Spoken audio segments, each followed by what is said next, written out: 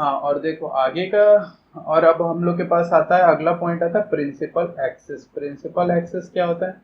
Principal axis basically वो radius जहाँ पे मतलब बेसिकली वो लाइन जिस पे फोकस, पोल और सेंटर लाई करते हैं उसको कहते हैं प्रिंसिपल एक्सिस।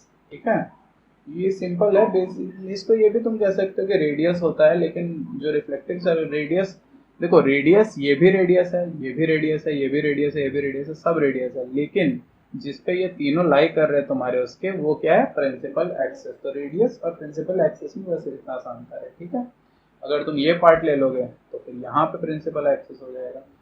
तो ये कोई मतलब, ये तो चलो ठीक है। उसके बाद रिलेशन तुम्हारा जो हो गया, रिलेशन तुम्हारा देखते हैं। हाँ चलो देखो, अब फोकल लेंथ जो होता है, फोकल लेंथ, चलो हम लोगों ने कॉनकेव में तो समझ लिया, कॉनकेव में तो कोई बड़ी बात है नहीं, फोकल लेंथ हम लोग समझ लिया कि हाँ यहाँ पे हो रहा था। कॉन्वेक्स में समझने वाली बात है, क्योंकि भाई साहब कॉन्वेक्स में तो कन्वर्ज होता ही नहीं है। ये हम लोग के पास क्या बन गया? Convex mirror. ठीक है, अब जो कॉन्वेक्स मिरर होता है, ये हो गया अपने पास पोल, ये अपने पास हो गया फोकस, ये अपने पास हो गया सेंटर। ठीक है, यहाँ से अगर टकराता है तो ये इधर जाता तो यहाँ फोकस बनता। सॉरी, ये मैं बना क्यों दिया? चलो ठीक है, अगर ये यहाँ यहाँ पे होता और तो यहाँ पे टकराता। अब यहाँ पे ये बताओ मेरे को जल्दी से कि यहाँ पे क्या है? ये पॉइंट ऑफ इंसिडेंस। इसके परपेंडिकुलर क्या होगा?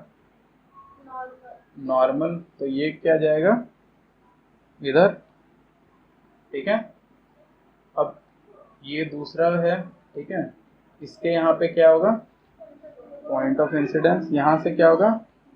Normal, normal. ठीक है, और यहाँ से क्या जाएगा? यहाँ से रिफ्लेक्टेड रे जाएगा। ठीक है, यहाँ पे रिफ्लेक्टेड रे जाएगा। ठीक है, अब यहाँ से तुम इसको ऐसे करोगे, इसको ऐसे जोड़ोगे, तो यहाँ पे जिस पॉइंट पे ये कटता है उसको हम लोग क्या कह देते हैं? फोकस। और फोकस जो होता है उसकी वैल्यू क्या होती है? फोकस की वैल्यू r/2। चलो, तो ये इस तरीके से होता है। अब इसको तुम और भी सारे मतलब बहुत सारे वेव से भी रिप्रेजेंट कर सकते हो, ऐसे ले लो। तो अब हम लोगों को ये एक अच्छी बात क्या पता लगी कि जो I इक्वल्स टू R वाला जो है वो मिरर के लिए हमेशा ही वैलिड है। ठीक है, जब भी कोई भी मिरर होगा वो वैलिड होगा। ठीक है, चलो, अब प्रिंसिपल एक्सेस हो गया अपने पास, सब कुछ हम लोगों ने क्लियर कर लिया। देखो अभी बेसिक हम लोगों ने सब कुछ क्लियर कर लिया। अब हम लोग जो है, अब हम लोग बढ़ेंगे न्यूमेरिकल्स बनाने के लिए। मतलब जो हम लोग ये सब जो तैयारियां हैं, ये सब जो होती है ना, ये सब केवल तैयारियां होती हैं, ये सब न्यूमेरिकल बनाने की तैयारियां होती हैं। ठीक है, अब हम लोग को न्यूमेरिकल बनाने के लिए सबसे पहले देखो, न्यूमेरिकल बनाने के लिए हम लोग को ये फील आना चाहिए कि होने के हो क्या रहा है। अगर हम लोग को ये फील ही नहीं आएगा कि हो क्या रहा है, तो फिर हम लोग क्या मतलब न्यूमेरिकल बना के भी समझ नहीं पाएंगे कि क्या हो रहा है।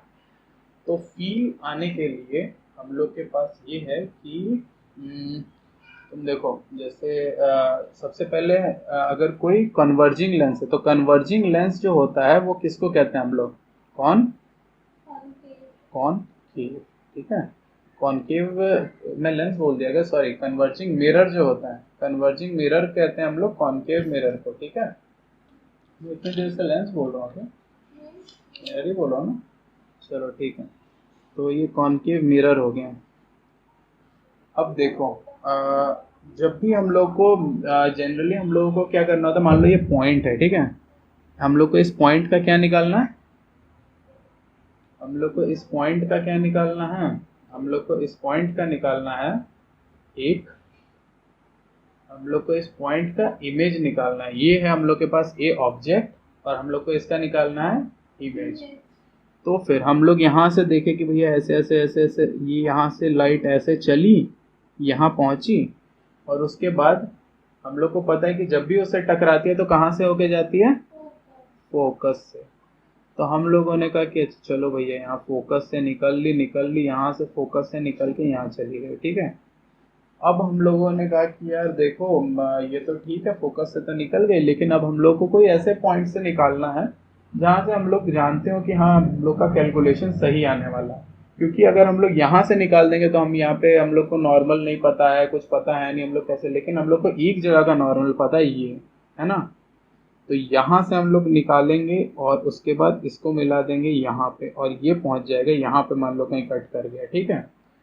तो ये हम लोग को क्या मिल जाता है इससे, पोजीशन ऑफ इमेज, ठीक है, पोजीशन ऑफ इमेज। और अगर हम लोग इसको एक्सटेंड कर दें तो क्या होगा, ये तो बढ़ते ही जा रहे हैं एंगल, अगर बढ़ते ही जा रहे हैं तो कभी मिलेगा नहीं। तो कभी भी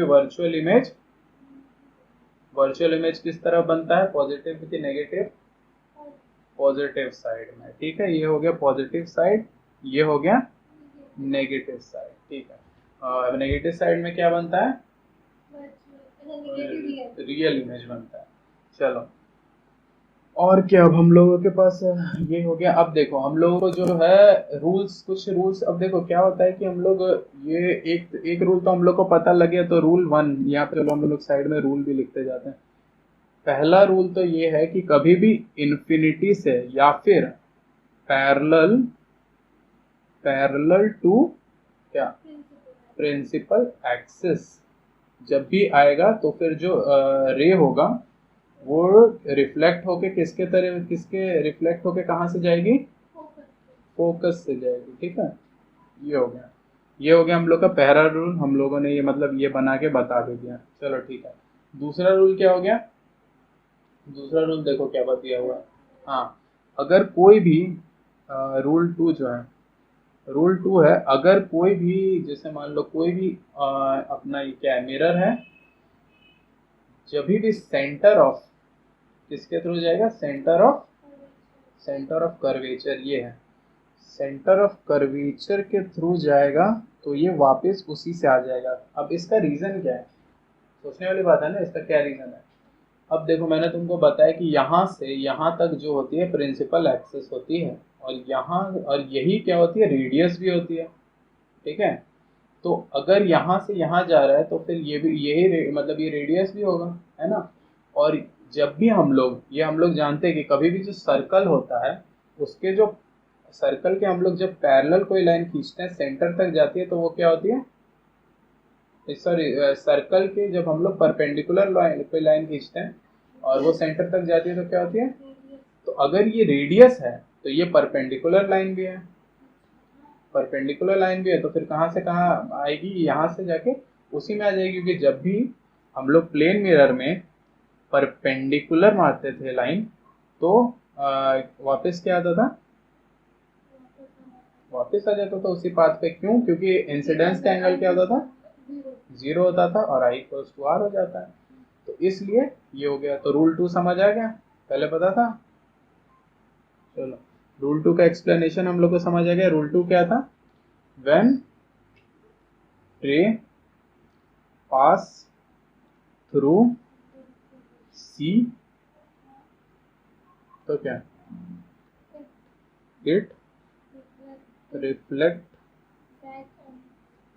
reflect back on its path, ठीक है। इसमें कोई दिक्कत नहीं। चलो अब दिक्कत नहीं है तो हम लोग रूल 3 देख लेते हैं। रूल 3, और ये जो रूल है ना, तुम लोग थोड़ा बहुत ये वेव डायग्राम बनाने का कोशिश करते रहना और तुम लोग ये रूल तुम्हारा वो हो जाएगा कि मतलब ऐसे कोई जरूरी नहीं है कि क्वेश्चन है तभी बनाओ, ऐसे ही बनाने का कोशिश कर दो, देखते रहो कोई बना के, ठीक है। और इससे क्या होता है कि तुम्हारा क्या कहते हैं अब और ये स्केल लेके बैठना, मेरी तरह मत करना, ठीक है। स्केल लेके बैठना आराम से और बना के देखना। रूल 3 क्या कहता है, रूल 3 हमें क्या कहता है, रूल 3 कहता है कि अगर कोई भी लाइन फोकस से पास होती है, कहाँ से पास होती है, फोकस से, तो वो कहाँ पे जाके मिलेगी, वो कहाँ चली जाएगी, वो इन्फिनिटी पे चली जाएगी, पैरेलल चली जाएगी, हाँ ठीक है। अब देखो मान लो कि ये यहाँ से अपना क्या है, कॉन्वेक्स कॉनकेव मिरर है। हाँ तो कॉनकेव मिरर है, तो यहाँ से हम लोगों ने एक फोकस, ये हो गया अपने पास, ये सेंटर हो गया, फोकस हो गया। अब जब यहाँ से एक क्या गई, रे गई, ठीक है। रे यहाँ पे टकरा के कहाँ जाएगी, इन्फिनिटी पे, ठीक है। क्यों जाएगी, देखो यहाँ से यहाँ क्या है, रेडियस, ये परपेंडिकुलर है तो ये क्या आ गया, नॉर्मल, नॉर्मल आया कि नहीं? ये नॉर्मल आ गया। अब ये थीटा डिग्री का एंगल है, ठीक है, तो ये कितने डिग्री का होगा एंगल? थीटा, ये बराबर हो गया, ठीक है।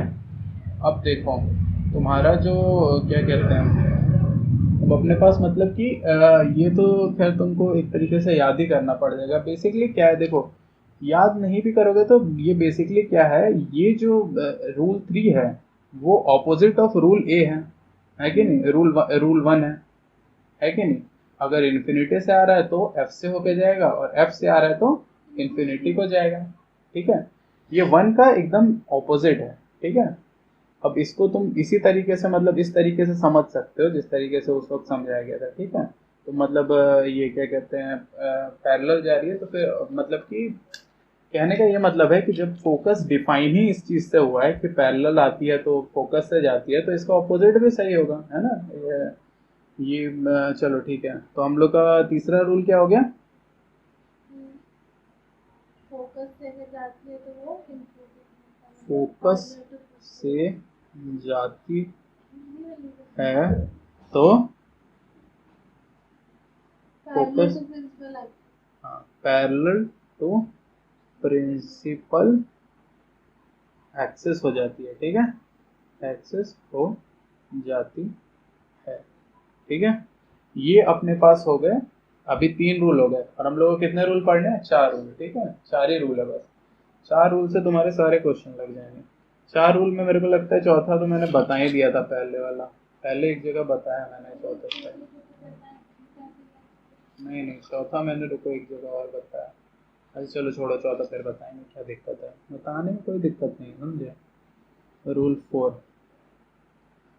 4 अपना क्या कहता है कि कभी भी, हाँ ये रूल भी है इंटरेस्टिंग, तुम समझे। अभी अगर तुम लोग को नॉर्मल नहीं समझ आए तो कितना प्रॉब्लम होगा तुमको कॉन्सेप्ट समझने में। एक बार नॉर्मल तुम लोग जाके समझ लेना, पहला वीडियो है उसको, नॉर्मल हमेशा मतलब उसको देख लेना एक बार, बहुत इंपॉर्टेंट टॉपिक है वो।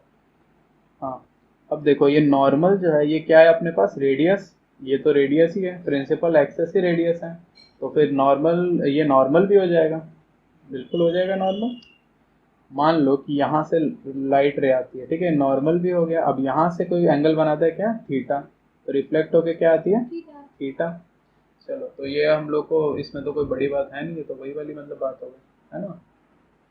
तो चलो ये वाला हम लोग का टॉपिक हो जाता है कंप्लीट। रूल नंबर 4 क्या दिया है?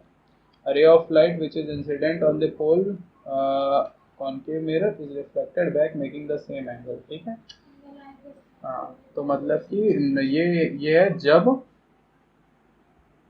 पोल पे इंसिडेंट होती है, ठीक है, जब पोल पे इंसिडेंट होती है तो क्या होता है? तो क्या होता है? थीटा 1 इक्वल्स टू थीटा हो जाता है, थीटा 2 हो जाता है, ठीक है, थीटा 1 इक्वल्स टू थीटा 2 हो जाता है।